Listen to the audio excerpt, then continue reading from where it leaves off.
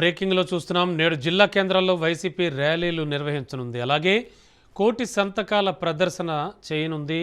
ఇక ఈ ర్యాలీ అనంతరం జిల్లా కేంద్రాల నుంచి తాడేపల్లి కేంద్ర కార్యాలయానికి వాహనాలు వెళ్లనున్నాయి. అలాగే ఈ నెల 18న గవర్నర్ని కలిసి వినతి పత్రాలు అందజేయనుంది వైసీపీ. ఇందులో భాగంగానే వైసీపీ అధినేత వైఎస్ జగన్మోహన్ రెడ్డి గవర్నర్ను కలిసి నెల 18వ తేదీన పత్రాలను అందజేయనున్నారు.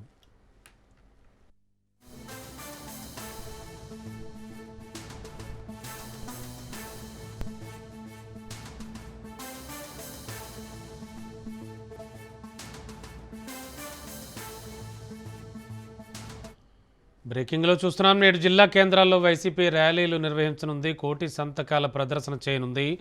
ఇక ఈ ర్యాలీ అనంతరం జిల్లా కేంద్రాల నుంచి తాడేపల్లి కేంద్ర కార్యాలయానికి అన్నీ కూడా తరలి వెళ్లనున్నాయి వాహనాలు. అంతేకాదు ఈ నెల 18న వైసీపీ అధినేత వైఎస్ జగన్మోహన్ రెడ్డి గవర్నర్ని కలిసి వినతి పత్రాలు అందజేయనున్నారు.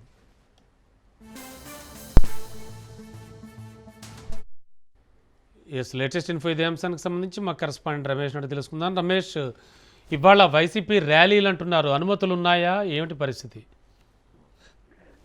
YSR Congress party private medical కాలేజీలు ఏవైతే ఉన్నాయో ప్రభుత్వ మెడికల్ కాలేజీలు వాటిని ప్రైవేట్ పరం చేయడాన్ని వ్యతిరేకిస్తూ రాష్ట్ర వ్యాప్తంగా పెద్ద ఎత్తున ఉద్యమం చేస్తుంది. వైఎస్ఆర్ కాంగ్రెస్ పార్టీ అధికారంలో ఉన్న సమయంలో రాష్ట్రంలో కొత్తగా 17 మెడికల్ కళాశాలను జగన్మోహన్ రెడ్డి ప్రారంభించేందుకు ఏర్పాట్లు చేశారు.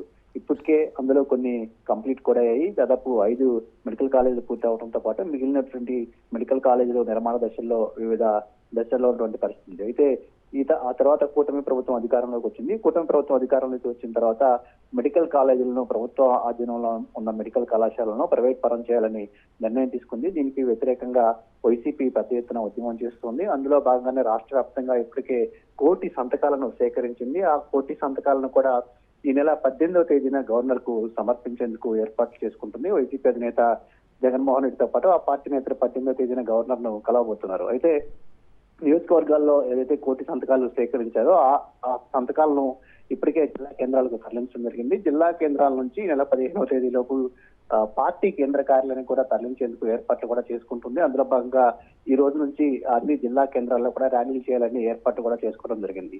అయితే ఈ ర్యాలీలకు సంబంధించి కొన్ని చోట్ల పోలీసులు అనుమతి ఇవ్వడం లేదనే వార్తలు కూడా వస్తూ ఉన్నాయి.